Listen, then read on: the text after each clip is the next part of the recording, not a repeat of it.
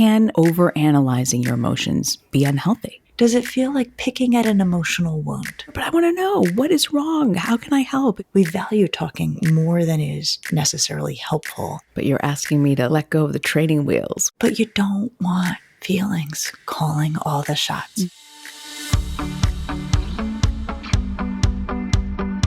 Episode 215, when is talking about feelings too much? All right, some of you asked, I just want to give you an update. Colonoscopy went well. Everything was good. I have a confession. I did have 3 frozen blueberries like 2 days before, which you're actually not supposed to do. It like the day of, it's all clear liquids, but it is great to have that done. And when you're 45 now, Lisa, you need to do it. I know they dropped it in the time. Like I didn't have to do it at 45. I had to do it at 50. Yeah. The hardest part is the not eating before. Like, yeah, you're fine it's otherwise. Lousy. It's lousy, but Reena, I can't help it. But it all came out okay. It did. And your advice of broth, but drinking that to get a little sustenance was very helpful. So thank you. Well, you're welcome. I'm glad that is behind you. Yes. But I'm sorry. So we're going to talk today a little bit about when is sharing your feelings too much from your child. I want to get right into the letter. It says, Dear Dr. Lisa and Reena, firstly, thank you for your lessons and candor. I have an intelligent 14-year-old daughter who is well-versed in social and emotional learning. It's been part of her school curriculum since kindergarten, and she also sees a therapist every 3 to 5 weeks for anxiety and mild OCD. We are supportive parents who believe in open discussions and mental health. However, it isn't something my husband and I grew up with, and we're new to parenting in this way. That said, I feel that discussions around my 14-year-old's mental health have come to dominate our life. I'm no longer certain that she's engaging in this topic with us because she is truly sitting in deep feelings, or if it has become an attention-seeking type behavior. I don't know if she's aware of the difference of either. Our therapist says we mustn't shut down teenagers when they speak about their feelings. But I am worried that focusing too much on analyzing her emotions is unhealthy. It is also straining relationships in our family with my husband and our other children. So when is talking about feelings too much? And could it become an enabling behavior for pessimism? Isn't this a fascinating letter? It's an incredible letter. Like all of our letters, but like just the thinking that people put into what they share with us. Yeah. And I never thought about this because it's so hard when you're having teens, right? To get them to open up. But I can see how when you're sort of talking about this, as she says, from kindergarten on, you're doing the good work of seeing a therapist. So when should we make mental health not a dominating conversation? Like, walk us through this. Well, I think I'm going to start with actually a pretty simple answer that I think hopefully can offer guidance to this family and lots of families. But there's a lot to unpack here. Talking about feelings is a perfectly adaptive way to manage feelings so long as talking about them starts to bring relief.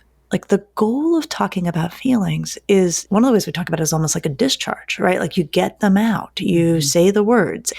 We have studies showing that if you say, I feel anxious, you typically feel less anxious. I feel sad, you feel less sad, that there's sort of magic in verbalization. It helps bring feelings down to size.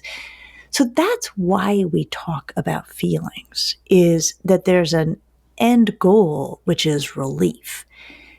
Now, sometimes it goes that way, and sometimes it turns into what we call rumination, right? Which is the sort of spinning of one's mental wheels. And I think it's a fine line between talking about feelings that brings relief and talking about feelings that turns into rumination.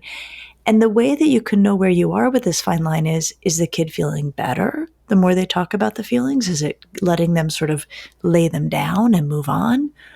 Or, and this is kind of gross, but it's a really good analogy, does it feel like picking at an emotional wound? Right? That's the best analogy for rumination, which is the more examination of it, the more discussion of it, the more, kind of detailed analysis of what's going on actually only seems to like leave the kid feeling crummier and lousier. Then it's gone too far. And it's time to not use talking as a solution. Is it ever okay to completely shut down your kid talking about their feelings? How do you know when you need to do that? Yeah, well, and it's like so interesting, right? This, like, the clinician is right. Like, if a teenager wants to talk about their feelings, you don't want to be like, yeah, we're not having that conversation, right? I mean, like, I get where that clinician is coming from. I think, Reena, I think the key question is it helping? And if you start to make the assessment as the adult, like, this is not helping. You are just in a rut, going round and round, or like, ugh, back to it, picking at that wound. I actually do think it's not only just okay for an adult to reroute that kid. I actually think it's important, because I think it's too easy for both adults and kids to feel like, oh, talking's the answer. And if we're talking and it's not getting better, then more talking is the answer. That's not true. So there are times where it is absolutely okay to help the kid move in another direction in the name of relief for them. So if you feel that they are just bringing up these emotions and picking at this emotional wound over and over again, and almost to a destructive way that's making it worse, how do you reroute them? Okay, right. This is the magic question, because of course you've got a kid who's in pain, who's vulnerable, who's sharing, and you don't want to be like, I don't think this is working for you. So, I mean, you don't want to in any way seem dismissive or callous. I think this is where you actually bring in a little more teaching. And you say something like, honey, ideally, talking about feelings brings relief. And I am so glad you were talking with me about how you feel. What I'm getting a sense of is actually the more you're talking about this, the worse you feel. Am I barking up the right tree? So start by bringing the kid on board with this understanding that talking is an option. It's not the only option, and it may not be the best option. But then you do another thing where you kind of throw it back at them to help them kind of make this discernment, path on their own. Yeah, like reflecting, like, yeah. Oh, okay. So then let's say that the kid's like, yeah, I don't know what else to do, right? Like, I'm trying to feel better. And this is a problem, actually, Reena, when something that sometimes works doesn't always work, because it's easy for kids to go to it. So often talking about feelings does help kids feel better. And so then it makes so much sense that they would naturally start down that road, whether or not that's going to be the answer today. So it may be a kid who's like, actually, the more I talk about this, the worse I feel. You're not wrong. Okay, then this is very easy, because then you can say, great, here's the good news. When it comes to feeling better, the menu is actually quite big. And, we just had that fabulous episode with Ethan Kross where he talked about his book Shift, and that there's lots of options for regulating emotion. Sometimes it's listening to music. Sometimes it's going outside. Sometimes it's watching SpongeBob. Sometimes it's, cuddling with a dog. We need to bring all of those up to the level of talking in terms of how much we value them. We value talking, I think, more than is necessarily helpful. And we undervalue, going for a run outdoors. And so I think if the kid is like, yeah, what else you got? It's very easy then to put out a menu or ask them what else would help them feel better. I think it's a little trickier if the kid's like, I don't know, let's just keep trying talking, right? Yeah. Well, I do want to ask you about that. Can overanalyzing your emotions be unhealthy? Yes. Yes, we know this. And what happens is people get stuck. They get stuck in distress.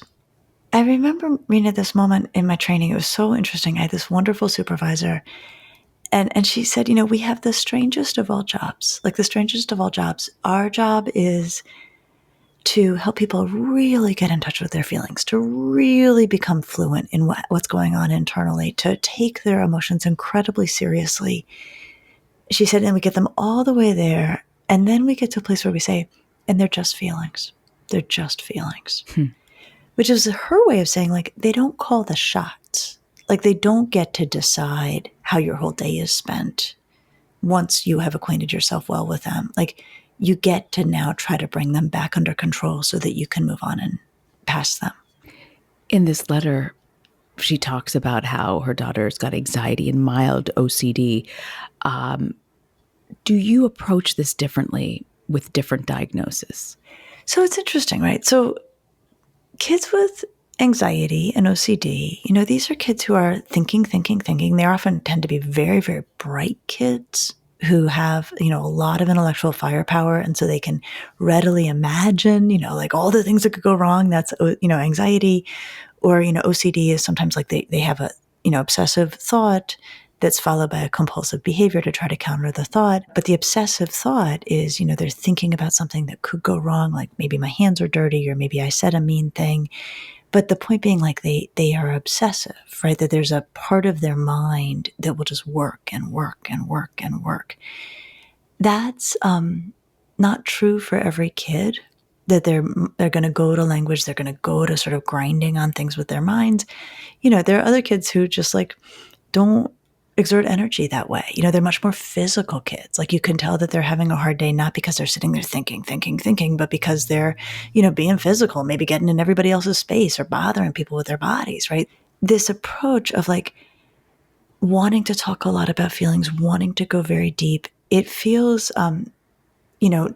a close cousin of anxiety and OCD. I don't know that you're going to see it as much with kids who may have other diagnostic pictures. Like, I'm thinking about a kid who may be depressed. They may be very blank. They may have a very hard time even putting words around what they're experiencing. It sort of fits a picture that we as clinicians would recognize of like, oh, a kid who's like likely to ruminate is also not unlikely to have some anxious thoughts and not unlikely maybe to be, prone towards obsessive concerns. Whereas kids who maybe their distress comes out in other ways, they may not go down these roads in the same way. And the fact of the matter is, getting them to talk about feelings may be more of the challenge. Well, that's what I wanted to talk to you about also. I know we're talking about oversharing, but I want to talk about the opposite a little bit, because I have found it's often hard to get teens to open up. So let's say there's a problem or an issue and something doesn't feel right, but they're like, oh, everything's okay, everything's great. Like, what works in getting your teen to open up? Well, first of all, let me just say, you're so right. Like, anytime I have been with large groups of parents, and one parent's like, my kid's having meltdowns, they're going on and on about their feelings, and we address it. Then someone else raises their hand and be like, I wish my kid were having meltdowns. I wish my kid were telling me about their feelings. You can have a window, right? No, yeah. Right? That at least you got, exactly like a window, what's happening. So then there's also the kid who's like, comes home, clearly something's wrong, right? We know our kids. We can sense it, right away. And they're giving you nothing. They're giving you absolutely nothing about what the issue is. Okay. Reena, one of the things I love about being a psychologist, I'm like, well, all behavior makes sense. You just have to know why. There's always a logic to it. Even if as an adult, we're like, but I love you and I'm so safe and open. And like, don't we want to have this conversation? So I've asked kids about this, about like that thing, like when you're super upset, clearly, and you won't tell your folks anything. And they've actually given me like different reasons for why they're like this. Sometimes they're like, well, I'm afraid you're going to go tell people like this thing that I'm upset about, like it's really close to my heart. And so you'll tell the neighbor, you'll tell your sister, like, I don't want you to. Sometimes it's, I know what you're going to say. Like, I'm bummed out about the test I messed up. And you asked me if I was ready and I told you I was, but obviously I wasn't. And I don't really want to hear I told you so. And then one kid one time said to me, and I love this so much. She said, by the time I get home, I'm like 90% of the way over it. And like rehashing the whole thing for my folks is not going to help me feel better. Mm-hmm. Who knows why anyone's kid on a given day is not giving it up and telling us what's going on. But this is to say there's a reason. And I think another thing that's important is it's not usually what we think it is. We're like, why aren't you telling me things? It must be terrible, right? And they come in like, no, I'm just like mostly over it, right? So we want to make space that that there's a logic to why kids don't want to share, and then we can work within that space. I think that's the problem, though, because you want them to open up, and you also don't want to overcompensate for what you think is what they're going through.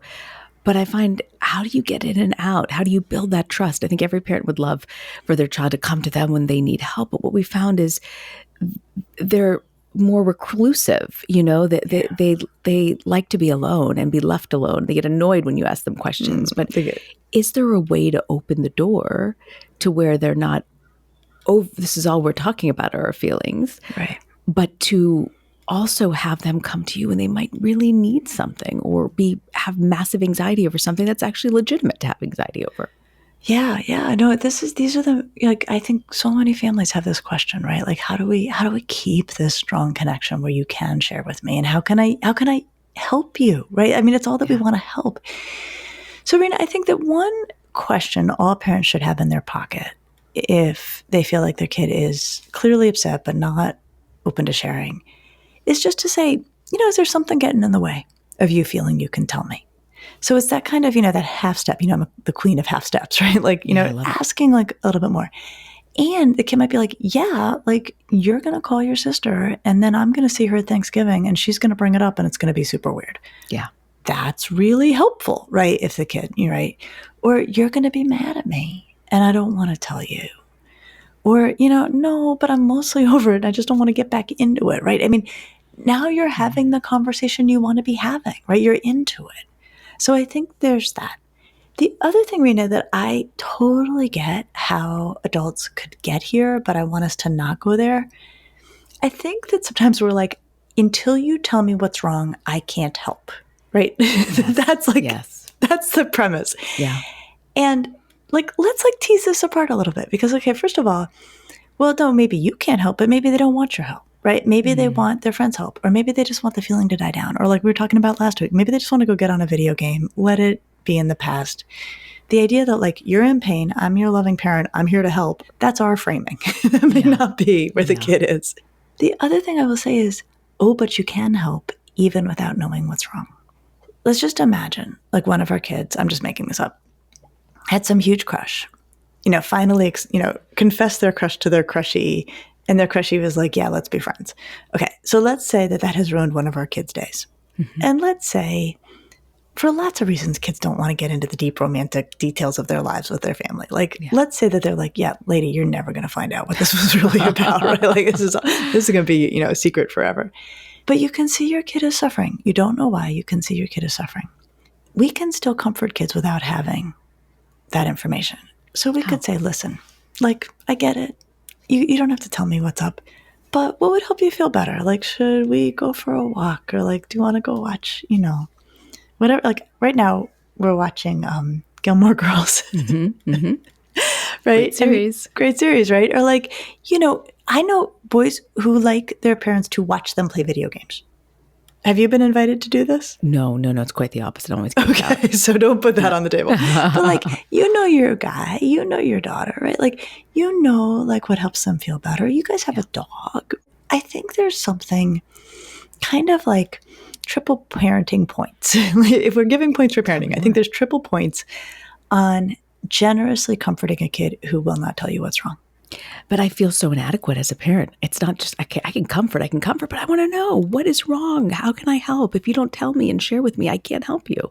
Well, okay. Yes, you can. And what I would say, Reena, is you may already have run into this place as a parent. You will certainly run into this place as a parent where your kid is just like, I'm not telling you what the issue is. I will deal with it, one way or another. I think that it is really powerful for us to recognize that our kids do actually need to develop the capacity to manage their feelings themselves. Like we're not going with them into adulthood, right? Like theoretically they're moving out at some point. And so rather than taking the position of like, I'm here to help and you have to tell me what's wrong because that's the only way I can help, we can take the position instead of like, I'm going to trust that you're making your choices about how useful I can be to you, right? Our kids know us well. And I'm going to stand back and admire while you figure out how to handle this feeling well without me. That's kind of a good place to get.